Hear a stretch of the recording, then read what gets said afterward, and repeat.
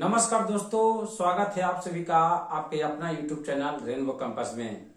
आज मैं इस वीडियो में Bihar board class 10th science का सिलेबस डिस्कस करने वाला हूं। जितने भी लोग 2025 से मैट्रिक का एग्जाम देंगे वो इस वीडियो को अच्छी तरीका से देखिए और समझिए कि साइंस में कितने बुक पढ़ने को दिया है और उस बुक में कौन कौन टॉपिक पढ़ने को दिया है। ताकि एग्जाम तैयारी करने से पहले आपको सिलेबस के बारे में जानकारी होना बहुत जरूरी है। ताकि सिलेबस के बारे में अगर मालूम नहीं रहेगा तो आपको पढ़ने में मन नहीं लगेगा। अगर सिलेबस के बारे में आपको जानकारी रहेगा तो आपको पढ़ने भी मन लगेगा और समझ में भी आएगा कि कौन टॉपिक हम पढ़ रहे हैं और कौन सा टॉपिक पढ़ने को दिया है, कौन सा एग्जाम देने से पहले कौन सा टॉपिक हम पढ़े हैं, कौन सा चैप्टर पढ़े हैं, कौन सा चैप्टर नहीं पढ़े हैं। इसीलिए कोई भी एग्जाम की तैयारी करने से पहले सिलेबस के जानकारी होना बहुत जरूरी है। इसीलिए मैं बोलता हूं कि जितने भी लोग 2025 से मैट्रिक का एग्जाम देंगे वो इस वीडियो को अच्छी तरीका से देखिए और समझिए कि साइंस का सिलेबस क्या है, कितना बुक पढ़ने को दिया है। यहां लिखे हैं कि science full syllabus analysis matric exam 2025 Bihar board, यानी कि बिहार बोर्ड में साइंस के सिलेबस में कौन कौन सा बुक पढ़ने को दिया है। यहां लिखे हैं कि पहला बुक का नाम है फिजिक्स, सेकेंड बुक का नाम है केमिस्ट्री और थर्ड बुक का नाम है बायोलॉजी, है ना। फर्स्ट बुक का क्या नाम है? फिजिक्स अर्थात भौतिक विज्ञान। सेकेंड बुक का नाम है केमिस्ट्री अर्थात रसायन विज्ञान। थर्ड बुक का नाम है बायोलॉजी, इसका नाम है जीव विज्ञान अर्थात जीव विज्ञान। साइंस के सिलेबस में हम लोग 3 बुक का अध्ययन करेंगे, फिजिक्स, केमिस्ट्री और बायोलॉजी। बोर्ड एग्जाम में भी आपको तीनों बुक से प्रश्न आएगा, कंबाइन करके आएगा। तो यहां है फिजिक्स लिखे हैं, फिजिक्स अर्थात भौतिक विज्ञान। फिजिक्स में हम फिजिक्स चैप्टर में कौन कौन सा टॉपिक पढ़ने को दिया है और केमिस्ट्री बुक में कौन कौन सा टॉपिक पढ़ने को दिया है और बायोलॉजी बुक में बायोलॉजी का बुक है जो उसमें कौन कौन सा टॉपिक पढ़ने को दिया है, आज मैं इस वीडियो में पूरे डिटेल से बताने वाला हूं, है ना। तो फिजिक्स यहां है, तो पहला चैप्टर का नाम है फिजिक्स में प्रकाश का परिवर्तन। इसे पढ़ना कि प्रकाश क्या है, प्रकाश का परिवर्तन क्या है, प्रकाश का परिवर्तन के कितने नियम है ना।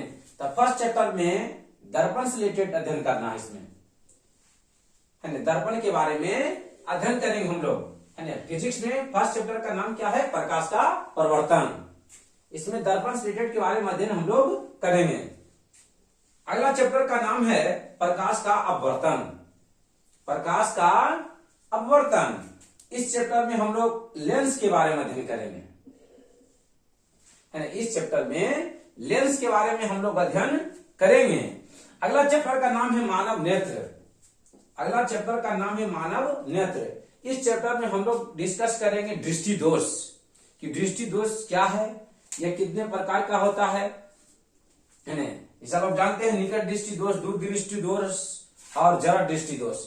प्रकाश का परिवर्तन और प्रकाश का वर्तन, मानव नेत्र, ये सब जो भी 7-8 में ही पढ़ने को दिया था, आप लोग पढ़े भी होंगे, आप लोग कुछ पॉइंट जानते होंगे कि दृष्टि दोष क्या है, कितने प्रकार का होता है।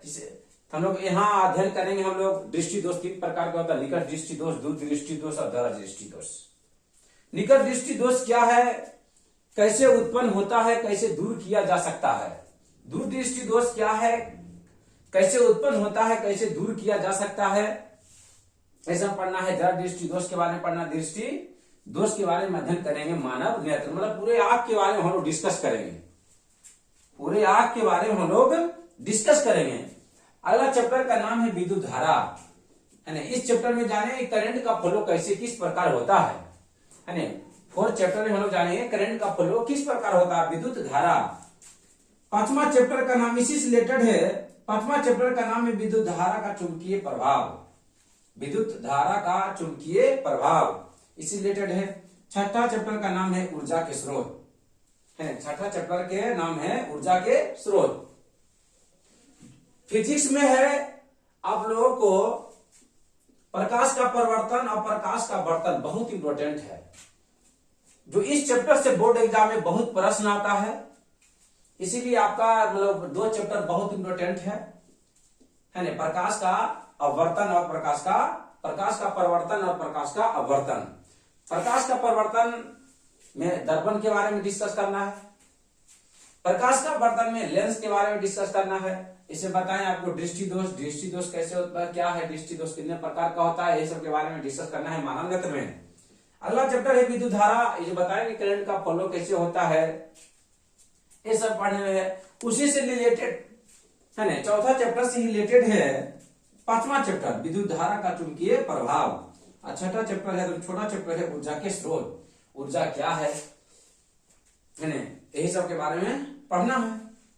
तो फिजिक्स का यही आपको 6 चैप्टर पढ़ने को दिया फिजिक्स में है ना। फिजिक्स में हम लोग 6 चैप्टर 6 टॉपिक का मतलब 6 चैप्टर को हम लोग को पढ़ने दिया है। पहला चैप्टर का नाम है प्रकाश का परिवर्तन, सेकंड चैप्टर का नाम है प्रकाश का अपवर्तन, तीसरा चैप्टर है मानव नेत्र, चौथा चैप्टर है विद्युत धारा, और पांचवा चैप्टर है विद्युत धारा का चुंबकीय प्रभाव, और छठा चैप्टर है ऊर्जा के स्रोत है ना। यही फिजिक्स में हम लोग का इतना चैप्टर हम लोग डिस्कस करेंगे।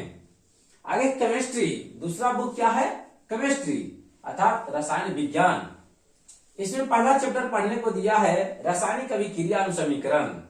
रासायनिक अभिक्रिया क्या है, समीकरण क्या है, समीकरण कितने प्रकार के होते हैं, इसका हम लोग एनालिसिस करेंगे, उसका अभिक्रिया के बारे में एनालिसिस करेंगे हमें। हम लोग फर्स्ट चैप्टर इसमें अभी डिस्कस करेंगे रासायनिक अभिक्रिया एवं समीकरण।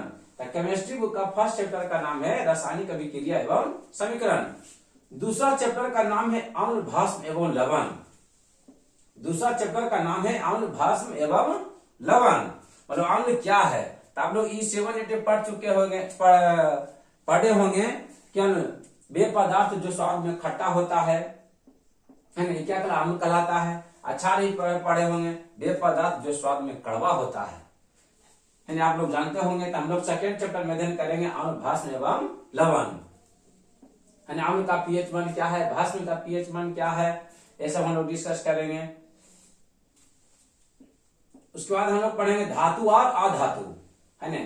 तीसरा चैप्टर में पढ़ना है धातु और अधातु, हमें धातु क्या है, अधातु क्या है, इसका गुण, ये सब पढ़ेंगे हम लोग धातु और अधातु में। उसका पढ़ेंगे कार्बन तथा इसके यौगिक, कार्बन तथा इसके यौगिक मतलब कार्बन है, कार्बन से रिलेटेड कार्बन के बारे में अध्ययन करना है। आप लोग जानते होंगे दुनिया में जितने भी पदार्थ है जो जलता है उसमें कार्बन है, जो पदार्थ जलता है उसमें कार्बन मौजूद है। सुबह से शाम तक जो ही पदार्थ यूज करते हैं, जो ही वस्तु यूज करते हैं, जो जलता है वो क्या है, कार्बन है। उसके बाद हम लोग पढ़ेंगे पांचवा चैप्टर में, पांचवा चैप्टर है तत्वों का वर्गीकरण है ना। पांचवा चैप्टर में क्या पढ़ेंगे, तत्वों का वर्गीकरण, कि कौन सा ग्रुप में ये रखा गया है, कौन सा ग्रुप में एलिमेंट को रखा गया, ये सब के बारे में डिस्कस करेंगे। उसके बाद है छठा चैप्टर प्राकृतिक संसाधन का प्रबंधन, प्राकृतिक संसाधन का प्रबंधन, कि प्राकृतिक संसाधन क्या है, कितने प्रकार का होता है, संसाधन को हम कैसे बचा सकते हैं है ना, प्राकृतिक संसाधन को कैसे बचा सकते हैं, इस सब के बारे में हम लोग पढ़ना है प्राकृतिक संसाधन का प्रबंधन में। तो केमिस्ट्री में टोटल 6 चैप्टर पढ़ने दिया है, मतलब 6 चैप्टर है ना। फिजिक्स में भी दिया है 6 चैप्टर पढ़ने को, केमिस्ट्री में भी दिया है 6 चैप्टर पढ़ने को है ना। तो हम लोग यही पढ़ेंगे। मेन रूप से आपको first chapter, second chapter, third chapter और फोर्थ चैप्टर बहुत इंपॉर्टेंट है। इसे ही प्रश्न कम आता है, मतलब ऑब्जेक्टिव है, ऑब्जेक्टिव इससे ज्यादा पूछा जाता है ना। लेकिन कुछ ही प्रश्न आए 1 या 2 नंबर मेरे लिए बहुत इंपॉर्टेंट है ना।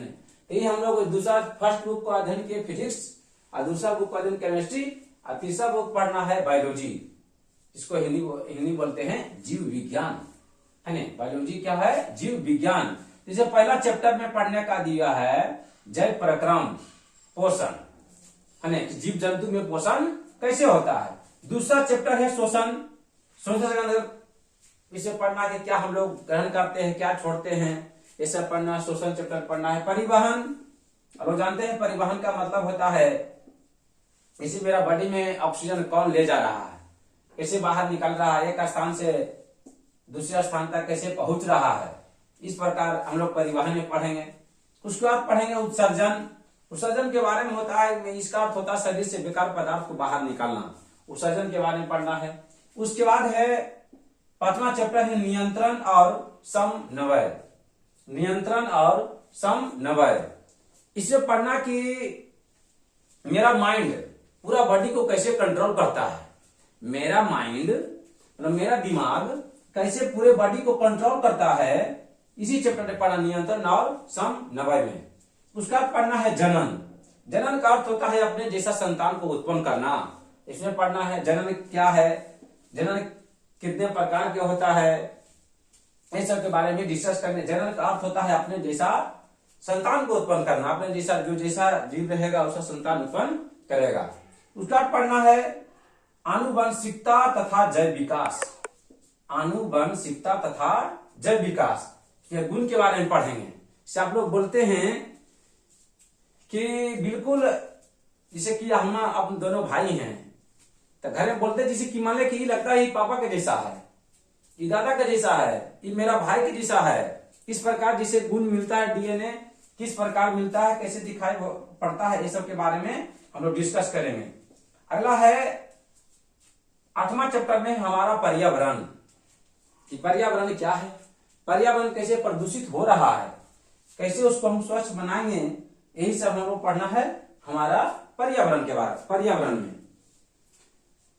है ना। तो यही आप लोग का सिलेबस है। साइंस का कितना बुक है, उस बुक में कौन कौन सा टॉपिक पढ़ने को दिया है हम लोग डिस्कस कर चुके हैं, डिस्कस करती हैं। आप लोग अच्छी तरीका से देखिए, इसको कॉपी में नोट कर लीजिए, ताकि किसी भी एग्जाम की तैयारी करने के लिए सिलेबस का जानकारी होना बहुत जरूरी है। सिलेबस की आपको जानकारी रहेगा तो आपको समझने में भी बिल्कुल इजी रहेगा। एग्जाम देने से पहले आपको पता होना चाहिए कि हाँ, हम फिजिक्स में कितना चैप्टर पढ़ने को दिया है और कौन सा चैप्टर हम नहीं पढ़े हैं। ये आपको एग्जाम देने से पहले सब कुछ मालूम होना चाहिए कि हाँ, ये चैप्टर नहीं पढ़े हैं, इस चैप्टर पढ़ना बहुत जरूरी है, इस चैप्टर मेरा छूट रहा है। इसीलिए एग्जाम देने से पहले सिलेबस का जानकारी होना बहुत जरूरी है ना। इसमें जितना फिजिक्स, केमिस्ट्री और बायोलॉजी के बारे में अध्ययन करेंगे, हम आपको बता दिए कि फिजिक्स में कौन सा टॉपिक पढ़ना है, केमिस्ट्री में कौन सा टॉपिक पढ़ना है और बायोलॉजी में कौन सा टॉपिक पढ़ना है। टोटल हम डिस्कस कर चुके हैं। बाकी हम लोग फिर अब फिजिक्स स्टार्ट करेंगे और चैप्टर बाय चैप्टर अध्ययन करेंगे। बाकी जितने भी लोग 2025 से मैट्रिक का एग्जाम देंगे, अगर वो ऑफलाइन पढ़कर तैयारी करना चाहते हैं तो उनसे नम्र निवेदन करता हूं कि देपली घाट, खंदक पर बिहार से नालंदा, कैंपस का नाम है रेनबो कोचिंग सेंटर, जहां बिहार बोर्ड की सभी विषयों की तैयारी बिल्कुल आसान भाषा में कराई जाती है। CBSE, math, science and English. आपको कोई भी टॉपिक पढ़ा देने पर कहीं डाउट नहीं रहेगा। जो भी प्रश्न बताया जाएगा बिल्कुल समझ में आएगा। फिर लास्ट जब एग्जाम नजदीक आएगा तो आपको वो सब प्रश्न बताया जाएगा जो सीधे एग्जाम हॉल में टकराएगा। जो भी क्वेश्चन बताया जाएगा, पूरा प्रश्न एग्जाम हॉल में टकराएगा, एक प्रश्न भी छूटेगा नहीं। जो भी प्रश्न बताया जाएगा, एक ही कैंपस में पढ़ने से यही आपको फायदा होगा कि आपको परेशानी भी बचेगा, है नहीं। लेकिन जो भी पॉइंट बताया जाएगा उसको घर पर बढ़िया से पढ़िए। सबसे पहला की बड़ा बात है कि जो भी पॉइंट बताया जाता है उसको घर पर रिवाइज कीजिए। ताकि टीचर को पढ़ाने से सिर्फ कुछ नहीं हो सकता है। जब तक आप लोग मेहनत नहीं कीजिएगा तो सक्सेसफुल होना बहुत कठिन है। इसलिए आप लोग से नव निवेदन करता हूं कि जो भी लोग 2025 से मैट्रिक का एग्जाम देंगे, अगर वो ऑफलाइन पढ़ना चाहते हैं ना, बिल्कुल आसान भाषा में एकदम, तो हम सभी विषयों की तैयारी कराई जाती है। आपको बता दिए, देवली घाट खंडक पर बिहार सिंह नालंदा, कैंपस का नाम है रेनबो कोचिंग सेंटर। वहां आइए, संपर्क कीजिए और पढ़िए। बाकी हम लोग नेक्स्ट क्लास से फिजिक्स का डिस्कस करेंगे। फिजिक्स का पहला चैप्टर प्रकाश का परिवर्तन हम लोग वहां से पढ़ेंगे। बाकी जितने भी साइंस में दिया हुआ है हम लोग बिल्कुल अच्छी तरीका से समझेंगे, अच्छी तरीका से पढ़ेंगे, है ना। मेन रूप से मानिए 4 से 5 महीना का सिलेबस है।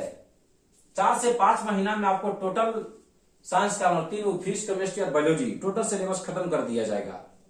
मेन रूप से 4 से 5 महीना का सिलेबस है ना। बिल्कुल आसान भाषा में आपको सिखा दिया जाएगा, कहीं भी डाउट नहीं रहेगा।